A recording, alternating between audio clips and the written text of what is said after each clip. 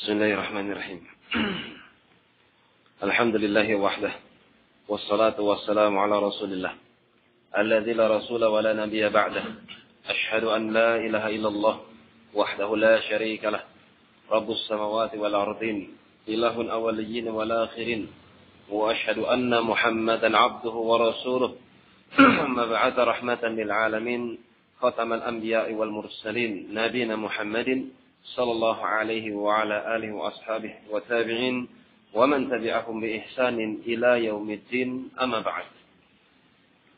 Ikhwani fillah rahimani wa rahimakumullah, masih dalam kitab Riyadhus Shalihin sampai kepada bab wada' as-sahib, bab tentang memberikan wasiat kepada seorang teman.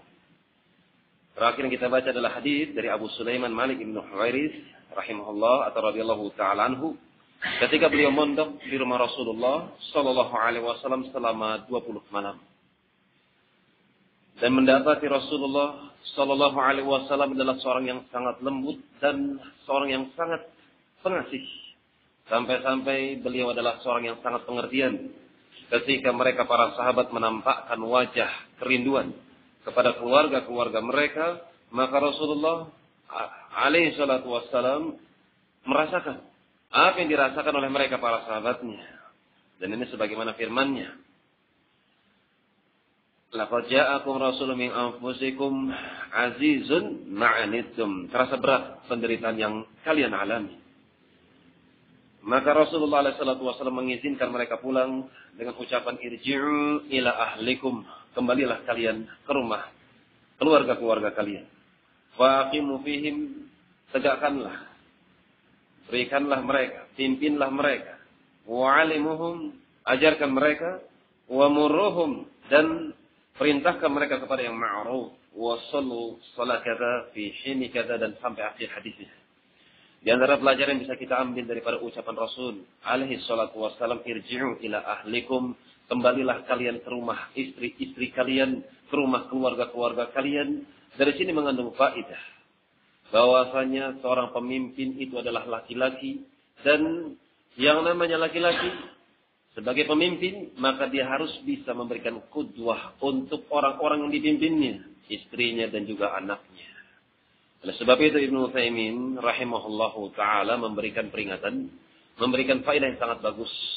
Hendaknya bagi mereka para bapak, hendaknya mereka bagi para aba, orang tua, hendaknya mereka diperbanyak waktu porsinya di dalam rumahnya. Kalau sudah selesai daripada hajatnya, maka kembali ke rumahnya. Bimbing keluarganya, bimbing anaknya, jadikan kalian sebagai qudwah bagi istri dan anak-anak kalian. Sebagaimana Rasul alaihi salatu wasallam ketika Malik ibn Huwairis radhiyallahu ta'ala anhu selesai daripada hajatnya, menimba ilmu. Selesai daripada hajatnya, maka Rasulullah alaihi salatu wasallam menyegerakan untuk kembali ke rumahnya. Pimpin istri, pimpin anak, pimpin keluarga agar mereka bertakwa kepada Allah Subhanahu wa taala. Sebab itu keliru apabila dia seorang bapak sementara ada anak, ada istrinya, selesai bekerja, selesai dia berkarya, entah dia melakukan ibadah seperti amar ma'ruf nahi mungkar, berdakwah di jalan Allah atau salat jamaah, maka termasuk kekeliruan kalau tidak ada hajat, dia tetap di luar dan tidak kembali ke rumahnya. Ngobrol panjang lebar, ngalor ngidul. Pada Isya sampai jam 11. Apa faedahnya? Cuma ngobrol saja. Tidak ada faedahnya meninggalkan sesuatu yang wajib, memimpin istri dan anak-anak. Ini perkara yang keliru. Ditambah lagi perkara yang makruh, berbicara ba'dal isya tanpa ada faedahnya. Oleh sebab itu banyak mereka manusia, khususnya para wanita, yang mereka memberikan lakop-lakop yang jelek bagi mereka, para suami-suami mereka. Dikatakan laki-laki apa? Jarum super. Iya. Jarang di rumah, suka pergi. Itu masih mending. Nah, itu masih mending. Yang bahaya kalau jarum supernya jarang di rumah, suka perempuan. Kasihan para istri yang mereka menanti kehangatan dari suaminya.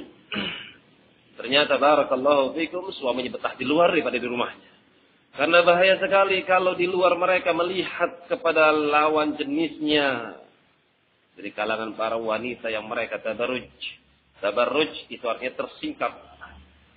Maka ini berbahaya sekali. Oleh sebab itu Allah perintahkan kullil mu'minin yaghudduna min absarihim wa yahfazu furujahum. Katakan kepada mereka para lelaki agar mereka menundukkan pandangan-pandangan mereka, yang demikian lebih menjaga kemaluan-kemaluan mereka.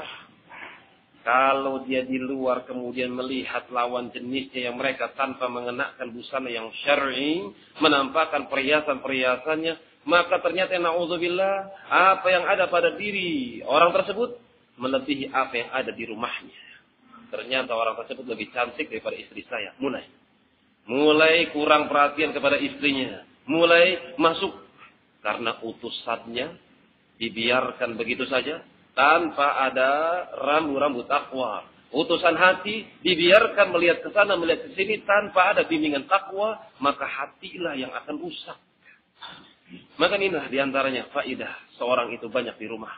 Seorang suami banyak memberikan pelajaran, seorang suami memberikan qudwah, tauladan yang baik kepada istri-istri dan anak-anak mereka.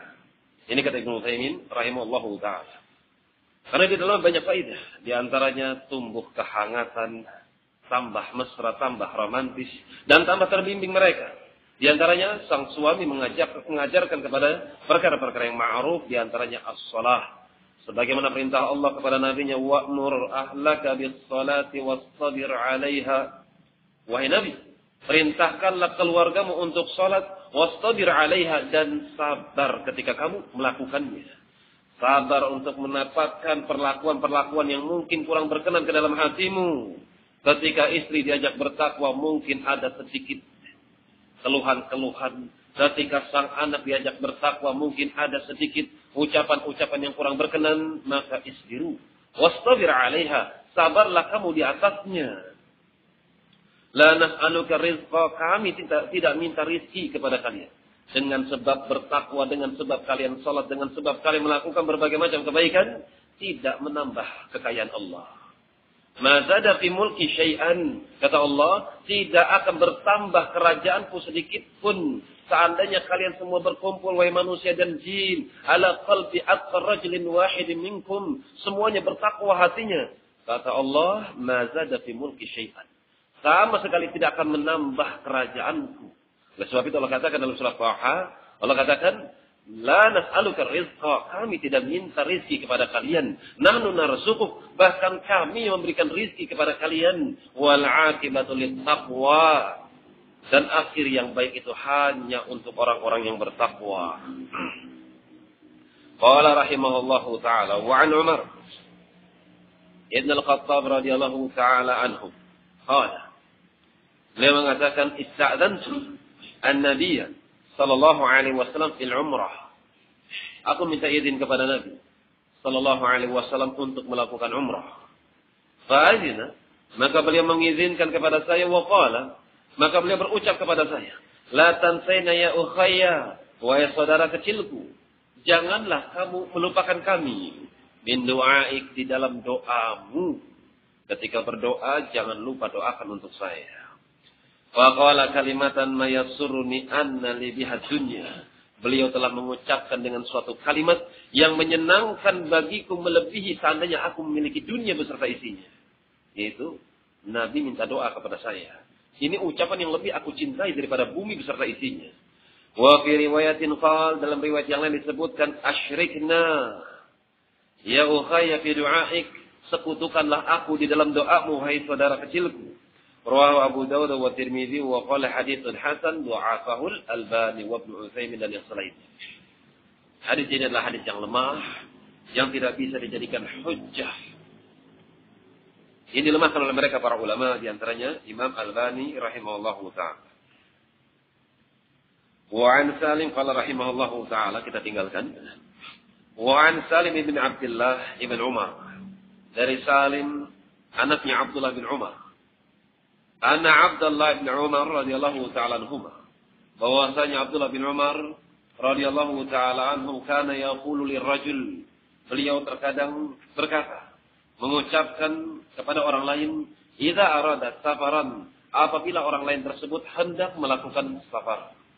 Apabila didapati ada temannya yang hendak melakukan safar, maka Ibnu Umar radhiyallahu ta'ala anhu akan mengatakan kepada orang tersebut, "Udnu, dekatilah.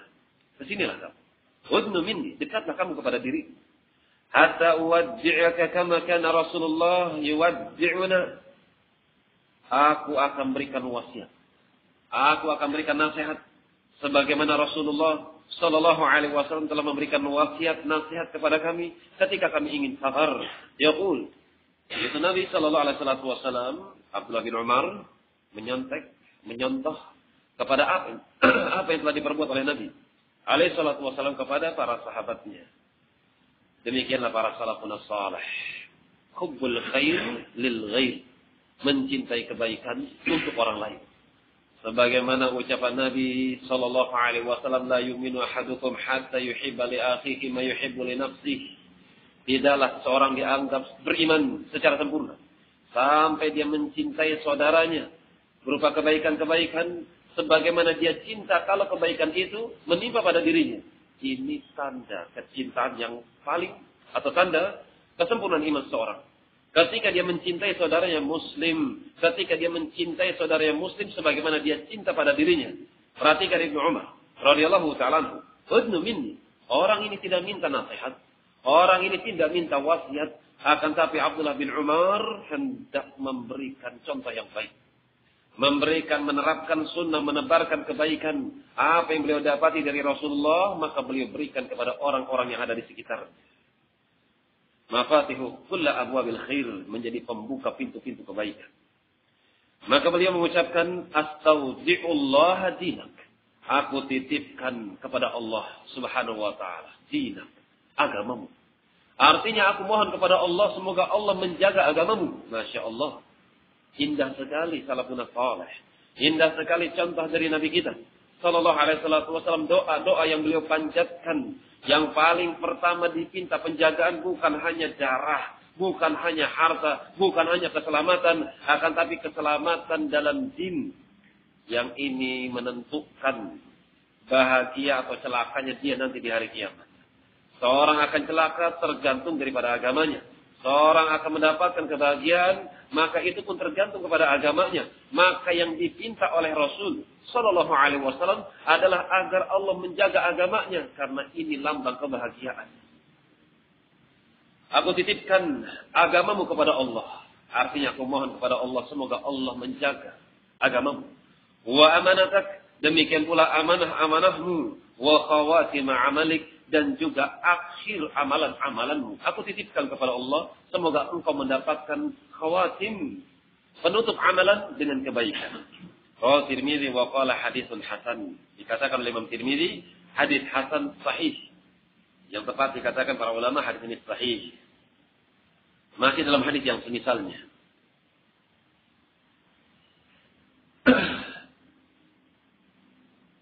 Wa 'an Abdillah bin Yazid الحطمي الصحابي رضي الله تعالى عنه قال كان رسول الله صلى الله عليه وسلم إذا أراد أن يودع, adalah Rasulullah sallallahu alaihi wasallam apabila beliau ingin memberikan wasiat kepada al-jaish, kepada para tentaranya, maka Nabi mengatakan istaudi'ullah dinakum, aku titipkan kepada Allah subhanahu wa ta'ala dinakum, agama kalian. Hal ini menunjukkan bahwasanya Nabi tidak mengerti perkara yang gaib. Kalau Nabi tahu perkara yang gaib, untuk apa Nabi menitipkan hal itu kepada Allah? Karena Nabi tahu bahwasanya Allah la'ala kulli syai'in qadir. Allah maha kuasa terhadap segala sesuatu, maka dititipkan kepada zat yang maha kuasa. Dari sini menunjukkan bahwasanya Nabi adalah makhluk sama seperti manusia. Beliau tidak mengerti kecuali apa yang telah Allah ajarkan baginya. Nabi sallallahu alaihi wasallam tidak mengerti apa yang akan ditutup amalan-amalan yang dilakukan oleh sahabat-sahabatnya. Oleh sebab itu Nabi alaihi wasallam meminta kepada Allah subhanahu wa ta'ala agar para sahabatnya dijaga amanahnya, dijaga agamanya, dan dijaga amalan-amalannya. Ditutup amalan tersebut dengan kebaikan-kebaikan. Dan dari sini pun menunjukkan bukti kecintaan seorang hamba kepada saudaranya. bukan hanya dengan pemberian berupa hadiah-hadiah berupa harta duniawi, akan tapi yang paling terpenting adalah ra'sul malih. Yang paling terpenting adalah harta yang paling berharga yang dia miliki. Itu yang paling diperhatikan, yaitu dinuh agamanya. Nabi SAW berdoa, "Astaudi'ullaha dinakum." Aku titipkan agama kalian kepada Allah. Wa amanatakum, dan juga amanah-amanah kalian agar kalian tidak berkhianat, na'udzubillah. Wa khawatim a'malikum, demikian pula khawatim, akhir-akhir daripada amalan-amalan kalian. Masih dalam konteks yang tidak jauh berbeda dengan hadis sebelumnya. Hanya saja kalau di sini disebutkan secara jamak, kalau yang pertama disebutkan secara mufrad. Yang tadi ditujukan kepada seorang, astaudi'ullah dinaka. Adapun yang kedua, astaudi'ullah dinakum. Karena di sini konteksnya, khitabnya kepada orang banyak. Adapun yang pertama, kepada satu orang perempuan saja. Adapun maknanya sama. Yaitu anjuran, hendaknya seorang itu mencontoh kepada Nabi Sallallahu Alaihi Wasallam, terlebih di dalam doa-doanya. Karena tidak semua orang pandai di dalam merangkai kalimat doa. Ada di antara mereka terlalu pandai, akhirnya mereka gulu ketika berdoa. Adapun di antara mereka tidak pandai merangkai kalimat-kalimat untuk disampaikan kepada Rabbul Alamin, akhirnya menjadikan mereka jenuh ketika berdoa. Doa apa ya? Dia sebut kalimat ini rasanya kurang pantas. Dia gunakan kalimat yang lain sepertinya kurang pantas. Apa kalimat yang paling pas? Maka yang paling pas, yang paling tepat adalah doa yang pernah dipanjatkan oleh Nabi Sallallahu Alaihi Wasallam. Karena beliau adalah orang yang paling mengerti, orang yang paling alim tentang hak-hak Allah Subhanahu Wa Taala. Beliau adalah orang yang mengagungkan Allah dengan sebenar-benarnya. Huwa Nabi, itulah Nabi kita Sallallahu Alaihi Wasallam. Seperti doa yang singkat-singkat, akan tapi masya Allah penuh dengan faedah seperti Allahumma inni as'alukal huda wat tuqa wal afaf wal ghina, masya Allah. Keselamatan dunia dan akhirah. Kebahagiaan dunia dan akhirah, ya Allah. Allahumma inni as'alukal huda, ya Allah berikanlah aku petunjuk. Berikanlah aku hidayah. Maka orang apabila sudah mendapatkan hidayah berupa ilmu, maka tidak ada yang hilang pada dirinya. Lain halnya dengan orang-orang yang mereka mendapatkan apa yang dia harapkan, tapi kalau tidak punya ilmu, maka itu bukan kebahagiaan. Bahkan bisa jadi itu sebab kebinasaannya. Contoh saja, orang yang mendapatkan hidayah berupa ilmu din, ilmu syar'i, orang yang mendapatkan taufik dari Allah Subhanahu wa taala berupa kebaikan ilmu. Orang tersebut memiliki ilmu syar'i. Maka ketika apa-apa yang terluput pada dirinya, ternyata saya tidak punya rumah. Ternyata saya tidak punya mobil. Ternyata saya tidak mendapatkan bagian-bagian daripada dunia. Apakah orang ini pada hakikatnya tidak mendapatkan apa-apa? Maka jawabannya tidak. Orang ini ketika terluput berbagai macam fasilitas-fasilitas tidak akan menjadikan dirinya sedih. Lantas apa yang terluputkan pada dirinya? Tidak ada. Ketika dia tidak mendapatkan apa yang dia harapkan, ketika dia tidak mendapati apa yang dia tujukan, maka dia tidak akan berkecil hati. Dia akan husnudzon kepada Allah. Mungkin kalau Allah berikan kepada saya, bisa jadi ketakwaan saya akan terkikis. Maka Masya Allah, Allah lebih baik. Apa yang Allah pilih untuk saya itulah kebaikan. Walhamdulillah, bernilai ibadah. Jadi tidak ada yang hilang. Lain halnya dengan mereka, orang-orang yang mendapatkan apa yang mereka harapkan berupa benda-benda dunia, fasilitas-fasilitas duniawi. Akan tapi kalau mereka kosong daripada ilmu, bisa jadi itu merupakan sebab kehancuran dirinya. Dia mendapatkan rumah mewah, maka dia akan remehkan tetangganya. Rumah saya lebih bagus daripada rumahnya. Kalau dia mendapatkan kendaraan-kendaraan yang hani, kendaraan-kendaraan yang enak ditunggangi, maka dia akan remehkan tetangganya. Menjadi seperti orang yang besar. Kalau dia mendapatkan harta yang diinginkan, dia bisa jadi karena kosongnya hamba tersebut daripada ilmu, jadilah dia orang yang bakhil. Na'udzubillah. Maka tidak ada yang luput pada diri orang-orang yang mereka mendapatkan ilmu. Oleh sebab itu, Nabi SAW mengatakan, "Man yuridillahu bihi khairan yufaqihu fid-din." Siapa yang Allah kehendaki pada diri seorang hamba, maka Allah akan pahamkan hamba tersebut kepada din. Bukan Allah tambah rizkinya, bukan Allah tambah hartanya, bukan. Akan tapi Allah tambah ilmunya. Maka itulah yang dipinta oleh Nabi Sallallahu Alaihi Wasallam. Allahumma inni as'alukal huda. Ya Allah, aku minta kepadamu ya Allah al-huda. Dari sini pun menunjukkan kepada kita bahwasanya Nabi sallallahu alaihi wasallam adalah seorang yang mutawaddi'in, seorang yang tawadhu', bukan seorang yang angkuh, bukan orang yang ta'jub. Beliau adalah orang yang telah mendapatkan rekomendasi dari Allah sebagaimana dalam surat Syura, innaka latahdi ila siratil mustaqim. Allah berfirman tentang nabinya, sungguh engkau wahai Muhammad sallallahu alaihi wasallam betul-betul menunjuki mereka manusia kepada siratal mustaqim, kepada jalan yang lurus. Akan tapi perhatikan doa Nabi. Meskipun beliau adalah orang yang memberikan hidayah dengan izin Allah, meskipun ucapan yang diucapkan oleh Nabi adalah petuah-petuah yang akan menghantarkan kepada siratal mustaqim, akan tapi tidak menjadikan dirinya menjadi seorang yang terlalu pede alias GR alias takjub. Tetap beliau minta kepada Allah, Allahumma inni as'alukal huda. Ya Allah, berikanlah aku petunjuk. Maka ini peringatan untuk kita. Jangan mentang-mentang sudah kenal manhaj, sudah hafal ini, sudah hafal itu, tapi lupa minta hidayah. Na'udzubillah, tidak demikian. Perhatikan Nabi kita sallallahu alaihi wasallam, seorang yang tidak akan bisa surga dibuka pintunya kecuali oleh beliau sallallahu alaihi wasallam. Akan tapi perhatikan bagaimana apa yang dipinta. Yang dipinta tetap hidayah. Allahumma inni as'alukal huda, petunjuk. Kemudian wattuqa, dan juga ketakwaan, masya Allah. Wal afaf, juga kemuliaan jiwa dari untuk tidak meminta-minta kepada manusia. Wal ghina, dan kecukupan daripada apa yang telah kau berikan berupa harta duniawi. Kebahagiaan. Inilah lambang kebahagiaan yang seorang hamba akan bisa meraihnya dengan sebab ilmu syar'i. Maka sudah sepatutnya bagi mereka orang-orang yang ingin berdoa, hendaknya mereka menghafal doa-doa yang telah diucapkan oleh Nabi mereka, yaitu Muhammad sallallahu alaihi wasallam. Kemudian termasuk pelajaran bisa diambil daripada ucapan astaudi'ullah dinakum wa amanatakum wa khawatina amalikum. Di sini pun dianjurkan bagi mereka orang-orang muslim, sesama saudaranya muslim, untuk saling mencintai. Di antara bentuk kecintaan, mendoakannya bidhahril ghaib. Apakah ketika saudaranya tidak tahu, atau mendoakan di hadapannya. Seperti seorang yang sedang kesulitan ekonomi, kemudian diberikan nasihat-nasihat yang baik, kemudian doakan, Allah yusahhir umurakum, semoga Allah memudahkan urusan. Ini termasuk bukti kasih sayang seorang muslim kepada saudaranya. Dan bagi mereka orang-orang yang mendoakan kebaikan untuk saudara-saudaranya bidhahril ghaib, itu ada keutamaannya. Sebagaimana ucapan hadis yang dihasankan oleh Syekh Nasir Al-Albani, man da'a bidhahril ghaib li akhihi qala lahu al-malaikah amin wa laka bimithli.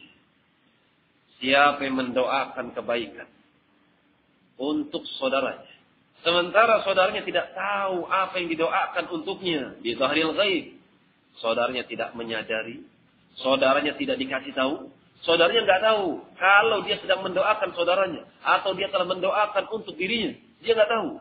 Maka bagi orang-orang yang mendoakan untuk saudaranya, apa kata Nabi keutamaannya? Qala lahul malaikah, maka malaikat akan mengatakan untuk orang tersebut, amin walaka bimithli. Amin, ya Allah kabulkan apa yang diminta oleh orang ini. Walaka bimithli, dan kamu pun mendapatkan apa yang kamu inginkan. Apa maksudnya? Kamu mendoakan untuk saudaramu, maka diaminkan oleh malaikat. Adapun kamu didoakan oleh malaikat, akan mendapatkan apa yang kamu minta untuk saudaramu. Masya Allah. Ini keutamaan fudola, keutamaan yang akan didapatkan kalau seorang muslim mencintai saudaranya. Masih banyak ya keutamaan seorang yang mencintai seorang muslim. Di antaranya yang paling terpenting, yaitu seorang tidak akan bisa masuk ke dalam al-jannah kecuali setelah dia lepas kebenciannya kepada seorang muslim. Apa artinya? Dianjurkan, diwajibkan bahwasanya seorang muslim harus mencintai saudaranya yang muslim. Seorang mukmin wajib untuk mencintai saudaranya yang mukmin, karena seorang ketika mau masuk ke dalam surga, ketika mereka hendak digiring ke dalam al-jannah, tidak langsung masuk ke dalam al-jannah. Akan tapi Allah firmankan, wa naza'na ma fi qulubihim min ghillin ikhwanan. Kami cabut terlebih dahulu. Kami cabut penyakit ghil, penyakit kedengkian, penyakit hasad, penyakit kebencian kepada saudaranya muslim. Ikhwanan, sehingga ketika mereka sudah masuk ke dalam al-jannah, rasa benci mereka sudah dicabut dari dada-dada mereka. Ikhwanan ala sururin mutaqabilin. Maka jadilah mereka bersaudara. Tidak ada lagi hasad. Tidak ada lagi benci nanti di hari kiamat. Karena Allah subhanahu wa ta'ala sudah mencabut kebencian yang tertancap di dalam hati hamba tersebut. Ikhwanan ala sururin mutaqabilin. Sehingga mereka menjadi saling bersaudara. Di atas dipan-dipan mereka saling bertatap-tatapan.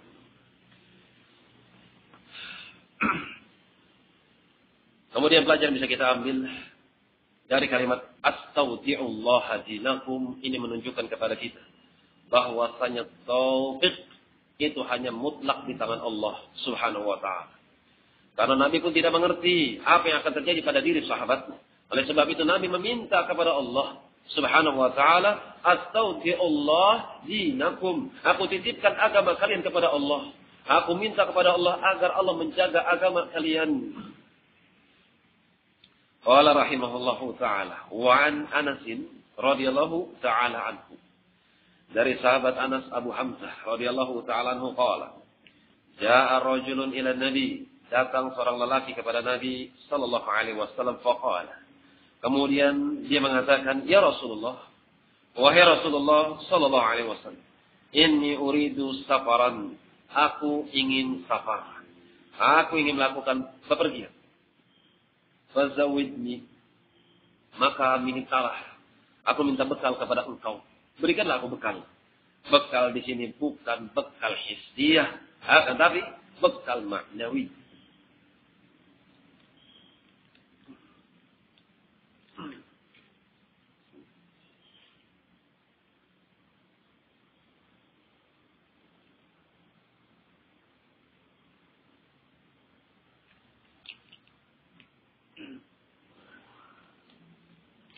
Bekal di sini bukan bekal yang kelihatan dengan kasat mata, akan tapi bekal secara makna. Berikanlah saya bekal ya Rasul sallallahu alaihi wasallam. Maka Nabi sallallahu alaihi wasallam memberikan bekal kepada orang ini, zawwidakallahu taqwa. Semoga Allah memberikan bekal kepada engkau at-taqwa. Masya Allah. Nabi sallallahu alaihi wasallam mengingatkan kepada orang ini, sahabat yang mulia ini, dengan ketakwaan. Karena takwa adalah wasiat Allah, wasiatnya seluruh para nabi, di antaranya Nabi kita Muhammad sallallahu alaihi wasallam, wasiat Allah yang terdahulu. Sebagaimana firman-Nya, "Walaqad wasaina alladziina utul kitaba min qablikum." Sungguh Allah telah memberikan wasiat kepada orang-orang sebelum kalian dari kalangan orang-orang mukmin. Wa iyyakum, dan juga wasiat ini untuk kalian. Apa arti wasiat? Apa arti wasiat? Apa arti wasiat?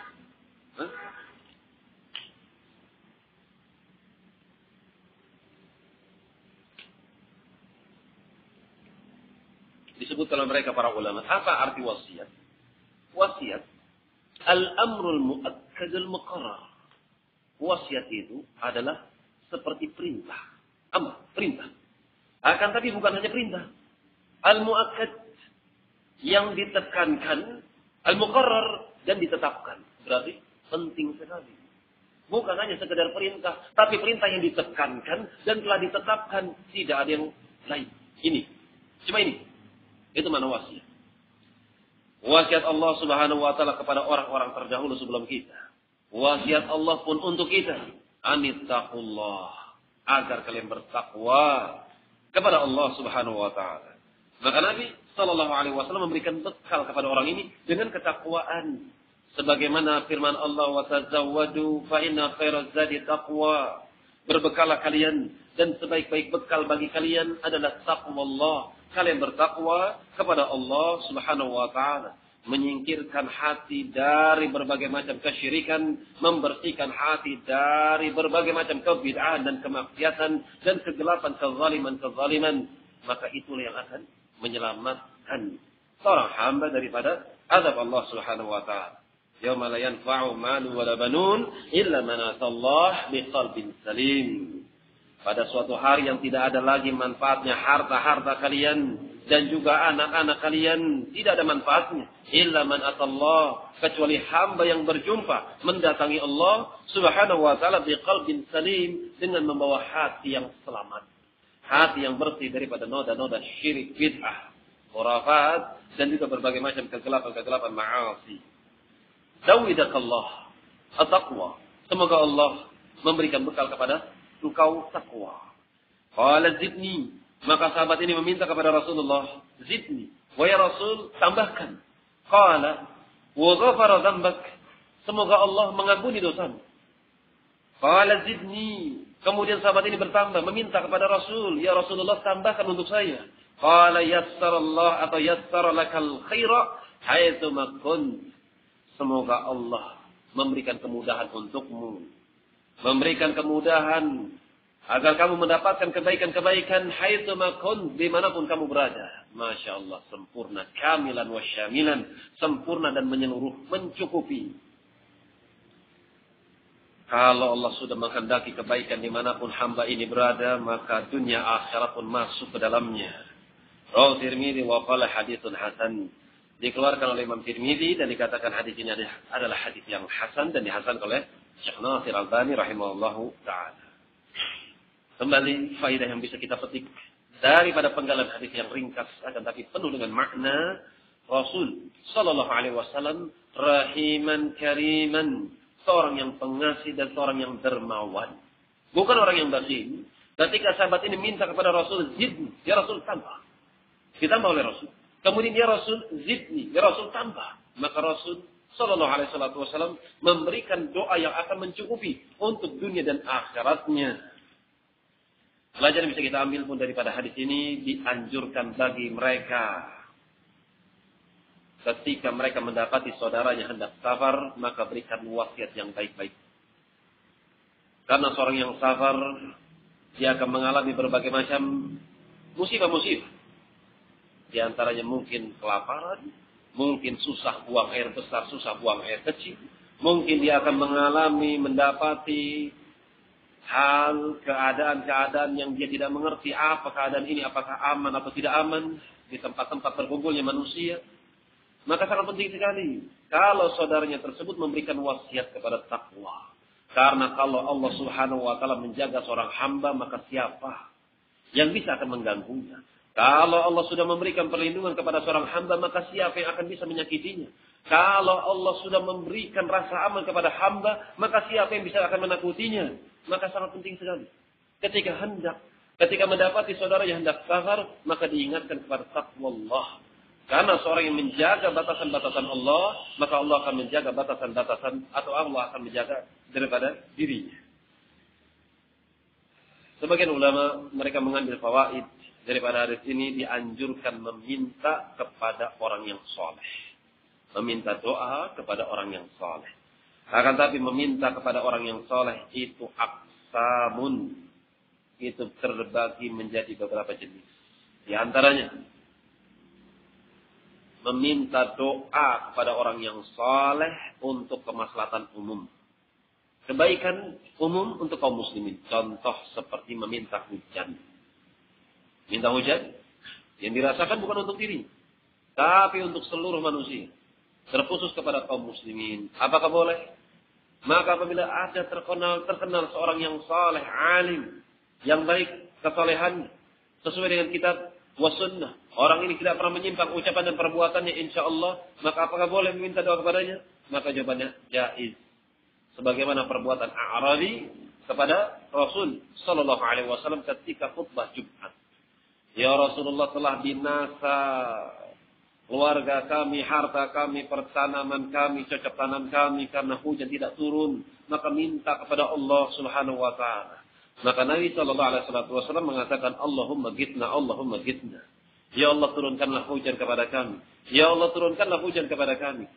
Kata Anas bin Malik radhiyallahu taala anhu, belum lagi turun Nabi sallallahu alaihi wasallam dari mimbarnya, maka aku sudah melihat bahwasanya air sudah bercucuran di jenggot Nabi sallallahu alaihi wasallam. Artinya dikabulkan dengan segera. Dari sini menunjukkan bahwasanya Allah itu Sami'un Qadirun. Allah Maha mendengar dan Allah Maha kuasa. Di antara buktinya, Nabi mengucapkan Allahumma gitna, langsung seketika itu pun turun hujan. yang mana tidak ada satupun makhluk yang sanggup menurunkan hujan. Dari sini menunjukkan bahwasanya Allah itu betul-betul hakun. Allah itu mawjudun, betul-betul ada dan dia mendengar ucapan doa orang-orang yang berdoa. Kemudian di pekan berikutnya, ternyata orang ini meminta kepada Rasulullah, ya Rasulullah, telah binasa, telah celaka keluarga dan harta kami karena hujannya kebanyakan. Maka orang ini mengadukan, maka Rasul mengangkat tangan atau Rasul meminta kepada Allah, Allahumma haulina la alaina, ya Allah, turunkanlah hujan di sekitar kami, bukan di atas kepala-kepala kami. Apa kata Anas radhiyallahu ta'ala anhu? Rasul sallallahu alaihi wasallam menunjuk kepada arah awan-awan yang hitam. Dan tidaklah ada awan hitam yang ditunjuk oleh Rasul, melainkan menghilang begitu saja. Berjalan pergi. 1, 2, 3. Berapa kali Rasul menunjuk kepada awan-awan yang hitam, maka awan hitam itu pun pergi dan bumi menjadi terang ketika itu. Ini menunjukkan bahwasanya mukjizat Nabi itu tidak 1, tidak 2, akan tapi banyak sekali. Di antaranya doa beliau yang banyak dikabulkan oleh Allah Subhanahu wa taala. Ini menunjukkan kepada kita bahwasanya boleh seorang meminta doa kepada orang yang saleh untuk kemaslahatan jami', kemaslahatan umum. Kemudian, ini yang kedua, berdoa meminta kepada orang saleh untuk kemaslahatan orang lain. Apakah boleh? Maka jawabannya pun jaiz. Sebagaimana dikatakan Ibnu Utsaimin rahimahullahu taala. Seperti juga orang yang meminta syafaat kepada orang yang punya kedudukan, akan tapi syafaat tersebut bukan untuk dirinya, akan tapi untuk orang lain. Contohnya, dia memiliki kenalan, relasi, seorang yang memiliki jabatan, memiliki kedudukan, maka dia minta kepada orang tersebut, ya fulan, ya tuan fulan, saya punya teman, saya punya saudara, dia melakukan atau dia butuh ini, dia butuh itu, maka berikanlah bantuan kepada dirinya. Maka diberikanlah bantuan kepada saudaranya, dan manfaatnya bukan untuk diri, tapi untuk saudaranya. Kemudian jenis yang ketiga, meminta doa kemaslahatan dirinya sendiri. Meminta doa kepada orang yang saleh untuk dirinya sendiri. Maka di sini para ulama terjadi padanya silang pendapat. Ada yang menyatakan boleh secara mutlak, ada yang mengatakan tidak boleh karena makruh. Maka yang tepat dirinci, kalau sudah ada nasnya, orang ini adalah orang yang saleh seperti Aid atau Afwan, seperti Uwais Al-Qarni rahimahullah. Karena Nabi SAW menyatakan akan muncul seorang yang bernama Al-Qarn. Seorang yang pernah penyakit sopak. Akan tapi kemudian Allah menyembuhkan penyakitnya. Kecuali ada satu bagian kulit yang tidak bisa disembuhkan. Sebesar 1 dirham. Yang orang ini dari kabilah Yaman. Yang orang ini dari kabilah Al-Qarn. Kemudian Rasul memerintahkan kepada Umar radhiyallahu ta'ala anhu, kalau kamu berjumpa dengan orang tersebut, maka mintalah doa kepadanya. Karena doa orang tersebut dikabulkan. Ini jelas sekali. Ada nasnya dari Rasul sallallahu alaihi wasallam dalam hadis Bukhari. Rasul memerintahkan kepada Umar untuk meminta doa kepada Uwais Al-Qarn. Dan ternyata ketika Umar bin Khattab menjadi Amirul Mukminin, khalifah, maka didapatilah Umar mencari orang-orang Yaman yang mereka sedang melakukan haji. Maka ternyata didapati ada seorang yang tidak dikenal. Seorang yang penampilannya tidak meyakinkan. Akan tapi orang ini saleh. Lau aqsama 'ala Allah la abarrah. Kalau orang ini sudah minta kepada Allah, mesti Allah akan mengabulkan doanya. Maka Umar mendapati beliau adalah orang yang tidak terkenal. Ternyata disebutkan satu persatu ciri-cirinya oleh Rasul. Sebagaimana ciri yang disebutkan oleh Rasul. Kamu pernah penyakit sopak. Kamu pernah penyakit kusta. Kemudian tidak ada semuanya sembuh kecuali satu bagian, yaitu bagian kepala seperti 1 dirham. Kemudian dari bangsa Al-Qarn, negeri Yaman. Apakah itu kamu? Maka dikatakan na'am. Maka Rasul telah mengatakan demikian tentang dirimu dan mohonkan ampunan kepada Allah untuk dirimu. Maka Uwais Al-Qarni mendoakan kepada Allah untuk Umar radhiyallahu ta'ala anhu. Ini boleh. Akan tapi kalau di situ orang saleh yang ternyata di situ justru akan mendapatkan mudarat, seperti seorang minta doa kepada orang saleh, justru hal itu menjadikan dirinya bergantung kepada orang saleh, maka tidak boleh. Seperti tenang saja, saya tadi sudah minta doa kepada Syekh Fulan, insyaallah. Maka hal yang demikian terlarang, tidak diperkenankan. Atau hal itu justru akan menipu orang saleh tersendiri. Ketika dimintai doanya, ya Syekh doakan saya, ya Ustaz doakan saya, ya fulan doakan saya. Kamu kan orang saleh.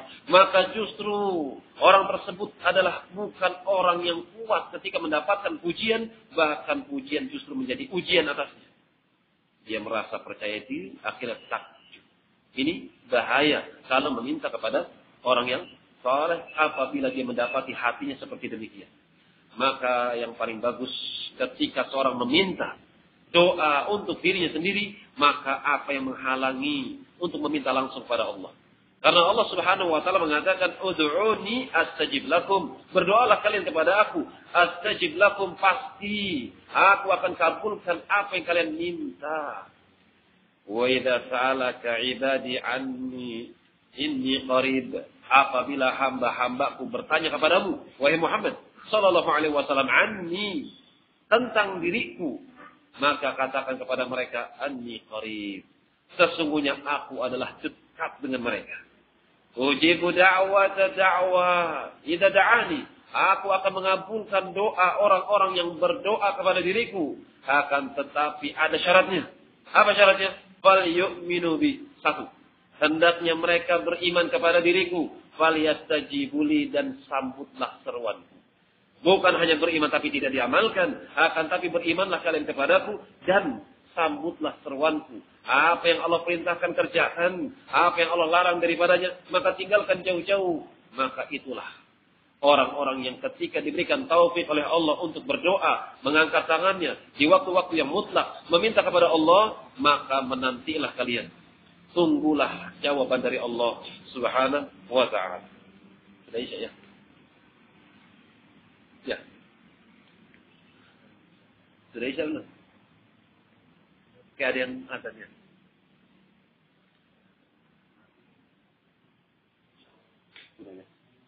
Saya insya Allah kita lanjut pada lain kesempatan tentang istikharah dan musyawarah. Mana yang didahulukan? Istikharah atau musyawarah? Apa syarat-syaratnya musyawarah? Di sini Ibnu Utsaimin rahimahullahu taala menyebutkan ada syarat-syarat. Tidak asal semua orang itu bisa musyawarah. Jadi insyaallah pada lain kesempatan wa akhiru da'wana alhamdulillahirabbil alamin, subhanakallahumma rabbana wa bihamdik asyhadu an la ilaha illa anta astaghfiruka wa atubu ilaik. Tafadhalu barakallahu fiikum.